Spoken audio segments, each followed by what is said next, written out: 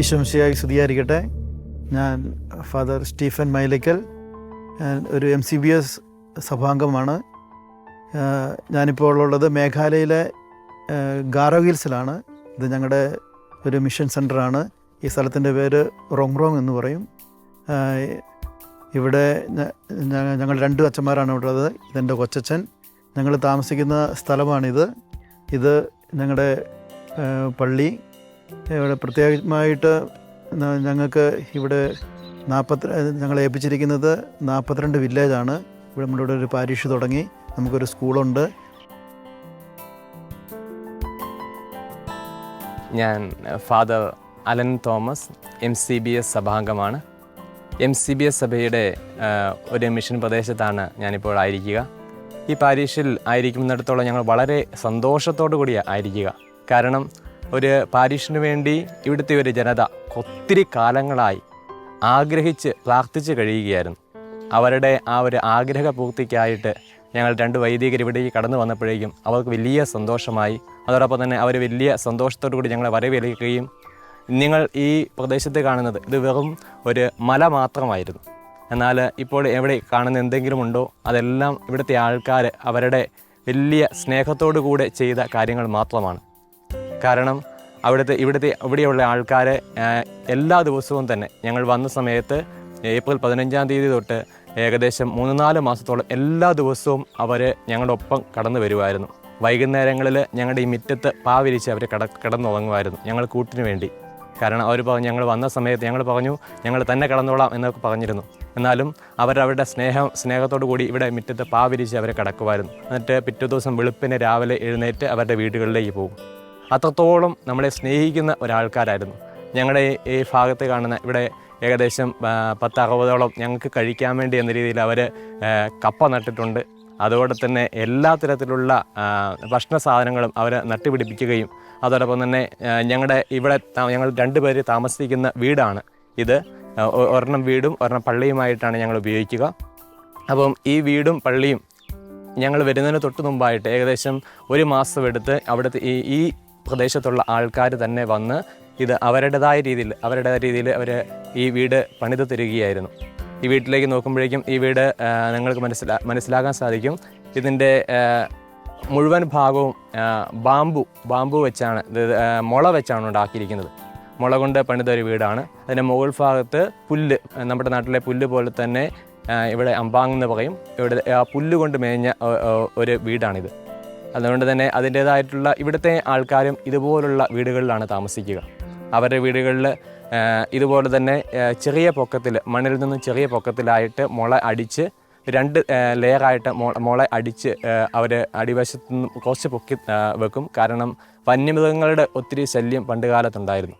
വന്യമൃഗങ്ങളുടെ ശല്യത്തിൽ നിന്നും അവർക്ക് രക്ഷ നേടാൻ വേണ്ടി, കാരണം മൃഗങ്ങളൊക്കെ വന്ന് അടിവശത്തു നിന്നും വീടിൻ്റെ അടിവശത്തു നിന്നും മുകളിലേക്ക് കയറാതിരിക്കാൻ വേണ്ടി 2 ലെയറായിട്ടാണ് വീടിൻ്റെ അടിവശം അവർ പണിത് വയ്ക്കുക.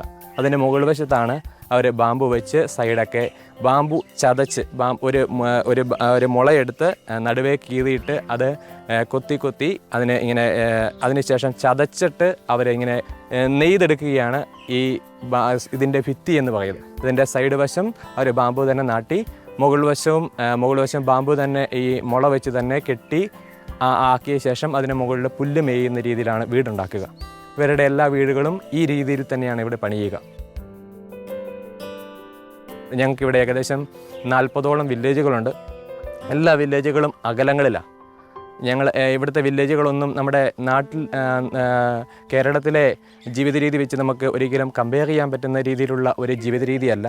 കാരണം ഇവിടുത്തെ ജീവിത രീതി, ഇവിടുത്തെ ആൾക്കാരെല്ലാം അണ്ടർ ഡെവലപ്ഡ് ആയിട്ടുള്ള ഒരു സ്ഥലമാണിത്.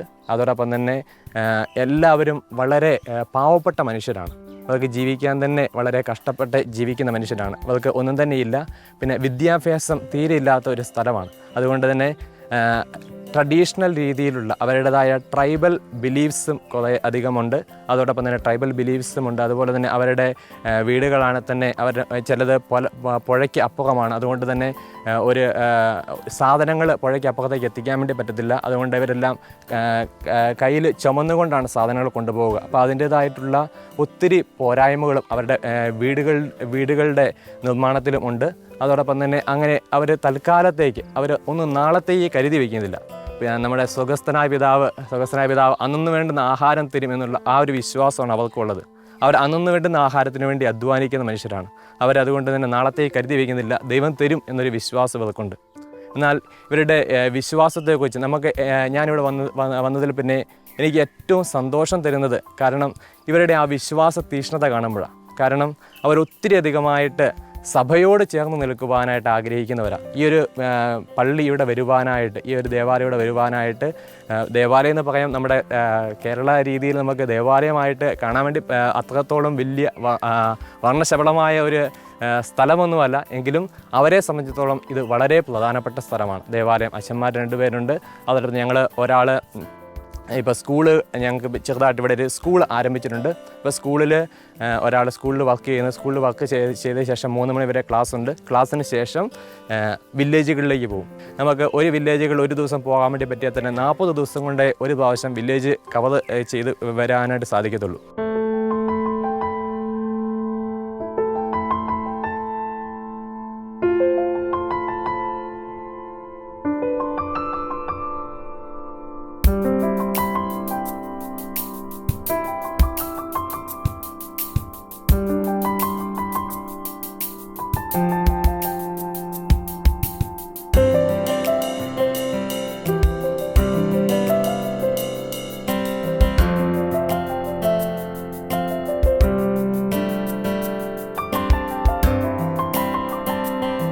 Hi, Ishnaso.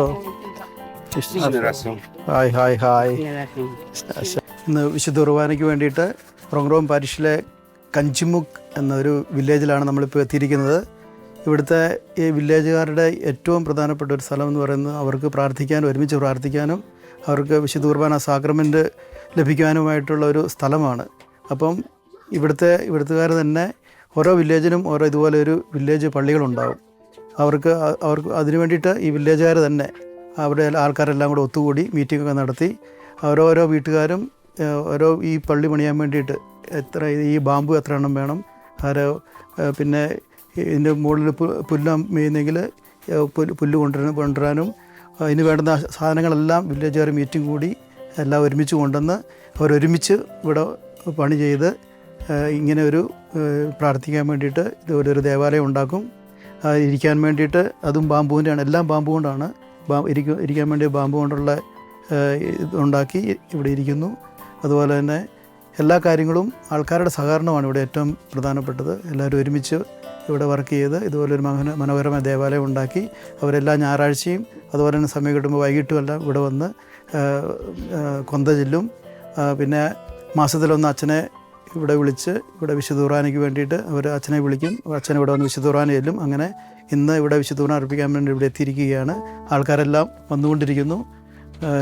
നമ്മൾ കുറച്ച് കഴിയുമ്പം കൊന്ത ചെല്ലും. കൊന്ത കഴിഞ്ഞ് വിശുദ്ധ കുർബാന ചൊല്ലിക്കഴിഞ്ഞ് ഇവരുമായിട്ട് അല്പനേരം സംസാരിച്ച് ഇവിടെ വിവരങ്ങളൊക്കെ അറിഞ്ഞതിന് ശേഷം നമ്മൾ തിരിച്ച് പാരിഷിലോട്ട് തിരിച്ചു പോകുന്നു.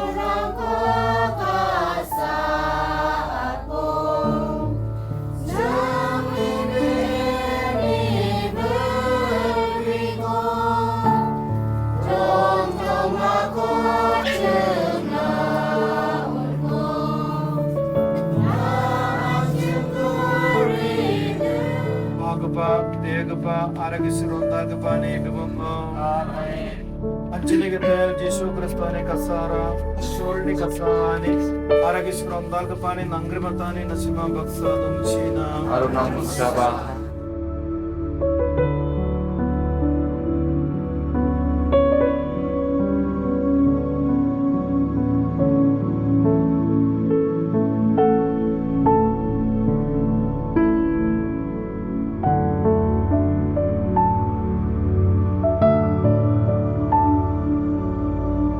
Nasima Bilankan, Liako Braye Chabu, Veneyan, Nasima Don Chipna, Silapan Nipikin.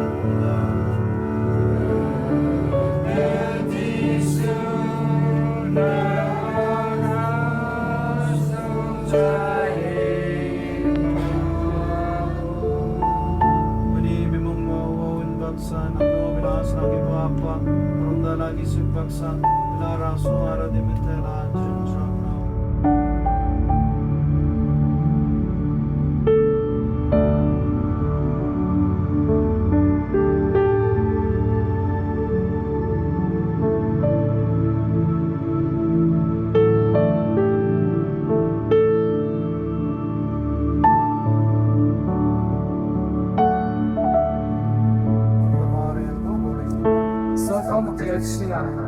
പ്രിയപ്പെട്ട സഹോദരങ്ങളെ, ഇതാണ് കഞ്ചിമുക്ക് എന്ന വില്ലേജിലെ എൻ്റെ പ്രിയപ്പെട്ട ദൈവജനം.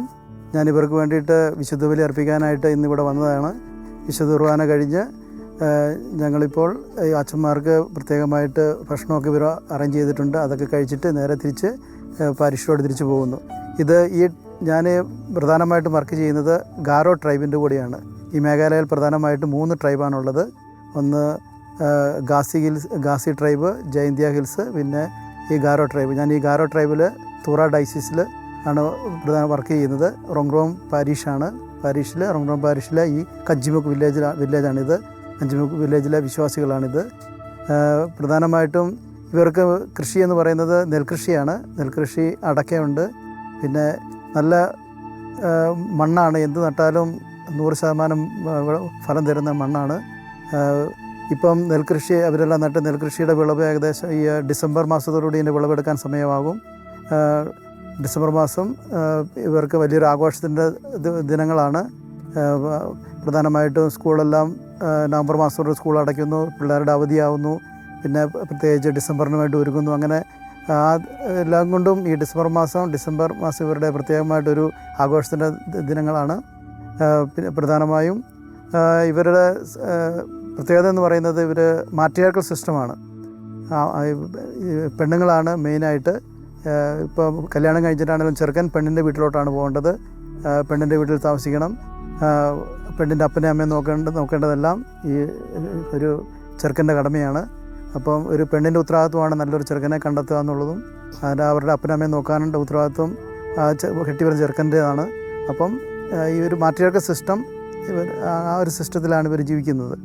എന്തുകൊണ്ടും നല്ല വളരെ സ്നേഹമുള്ള നല്ലൊരു ആൾക്കാരാണ് ഈ ഗാരോ ട്രൈബ് എന്ന് പറയുന്നത്. അച്ഛന്മാരെയൊക്കെയും അതുപോലെ തന്നെ ആര് വന്നാലും എല്ലാവരെയും വളരെ സ്നേഹത്തോടു കൂടി എല്ലാം കരുതുന്നു. ഞാൻ ഒരു അച്ഛനെന്ന രീതിയിൽ ഇവരുടെ കൂടെ ജീവിക്കുമ്പോൾ വളരെ സാറ്റിസ്ഫൈ ആണ്. റിയൽ ഫാസ്റ്റർ സാറ്റിസ്ഫാക്ഷൻ എനിക്ക് കിട്ടുന്നു. കാരണം ഇവർ അത്രത്തോളം അച്ഛന്മാരെ സ്നേഹിക്കുന്നു. നമ്മൾ അവർക്ക് വേണ്ടി ചെയ്യുമ്പോൾ അവർ നമുക്ക് വേണ്ടിയും നിലകൊള്ളുന്നു.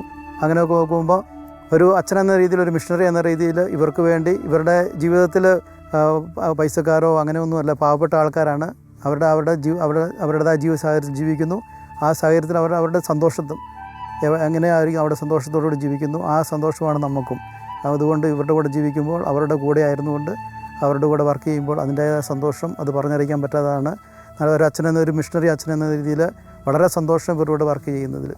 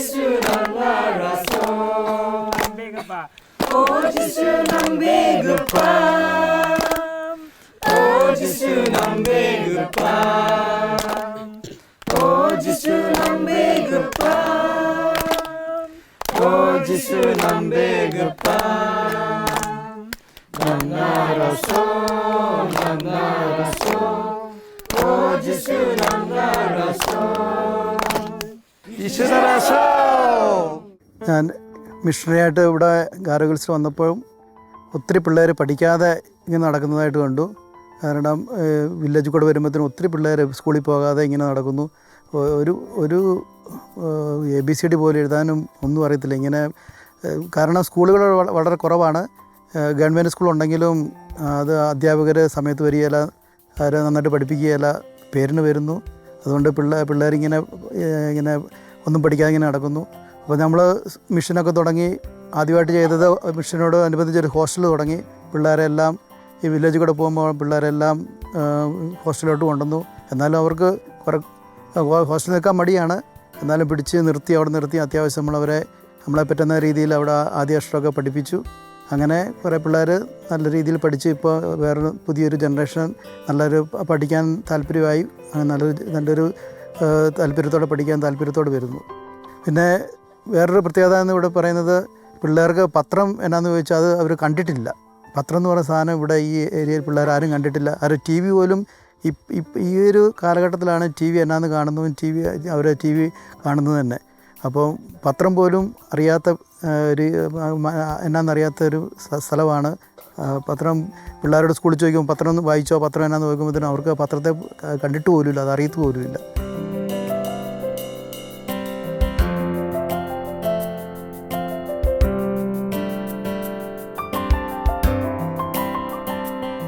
ഗാരോ ട്രൈബ് മെയിനായിട്ട് മാട്രിയാർക്കൽ സിസ്റ്റമാണ്.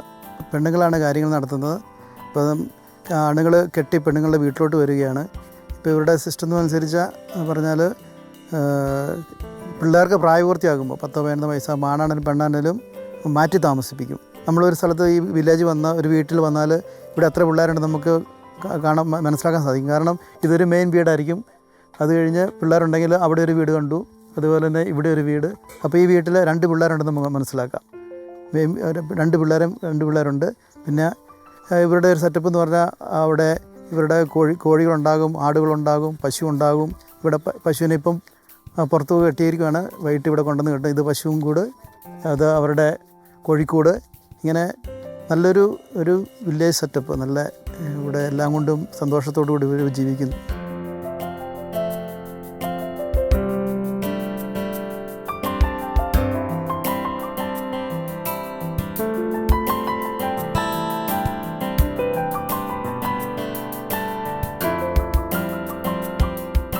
Aro bisaran baita sa tunga?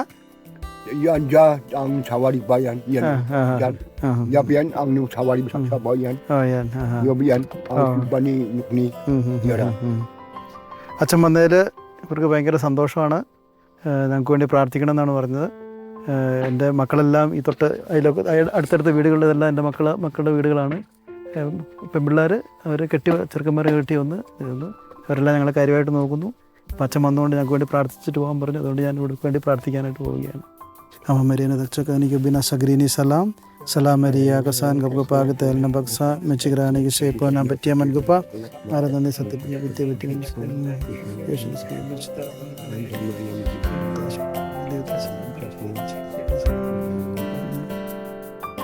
ഗത്തേൽ നസീമാൻ Baksa dum ചീന വിലാസനാങ്കിപ്പ Isho പാകുപ്പ ദേഗുപ്പ അർഗുസോന്തൽപ്പ നസീമാന പതിച്ചീന അമ്മേ ജിഷ്ണറാസോ ഇവിടെയൊക്കെ ഈ വില്ലേജിലൊക്കെ വരുന്ന ഒത്തിരി സന്തോഷമാണ്. കാരണം ഇവരുടെ ആ വിശ്വാസം, ഓരോ അച്ഛനും ഇവർക്ക് വേണ്ടി പ്രാർത്ഥിക്കുമ്പോഴുള്ള അവരുടെ ആ വിശ്വാസവും, എത്രയൊക്കെ ബുദ്ധിമുട്ടുകളും വേദനകളൊക്കെ ഉണ്ടായാലും ഒരു അച്ഛൻ പ്രാർത്ഥിക്കുമ്പോൾ അവർക്ക് അതിൻ്റേതായ സന്തോഷമുണ്ട്. ഞങ്ങൾക്ക് സുഖപ്പെടുന്നു എന്നുള്ളൊരു വിശ്വാസം അവർക്കുണ്ട്. അതുകൊണ്ട് എത്ര ദൂരമാണ്, ഇത്രയും ദൂരമാണ്, 1 മണിക്കൂർ യാത്ര ചെയ്താണ് നമ്മളിവിടെ വന്നത്. ഇവിടെ വന്നപ്പോഴും ഇപ്പോൾ ഈ വില്ലേജിൽ 2-3 രോഗികളുണ്ടായിരുന്നു. സന്തോഷം ഈ രോഗി ഇവിടെ വരാനും ഇവർക്ക് വേണ്ടി പ്രാർത്ഥിക്കാനും, അവർ പ്രാർത്ഥിച്ചു കഴിയുമ്പോൾ ഇവരുടെ സന്തോഷം കണ്ടേ, മുഖത്തൊക്കെയുള്ള സന്തോഷം, അതൊക്കെ നമുക്ക് ഓരോ ജീവിതത്തിൽ വലിയൊരു മുതൽക്കൂട്ടാണ്. ഈ അപ്പച്ചനും അമ്മച്ചിക്ക് വേണ്ടി പ്രാർത്ഥിക്കാൻ സാധിച്ചു. അപ്പം നിങ്ങളും ഇവരെ ഓർക്കുമ്പോൾ കാണുമ്പോൾ ഇവർക്ക് വേണ്ടിയും പ്രാർത്ഥിക്കുക. ഇവിടെ ഈ മിഷനിൽ വരുമ്പോൾ വന്നു കഴിഞ്ഞാൽ ശ്രദ്ധിക്കാൻ പറ്റുന്ന വേറൊരു കാര്യം എന്ന് പറഞ്ഞാൽ ഇവിടെ കട്ടിലൊന്നുമില്ല.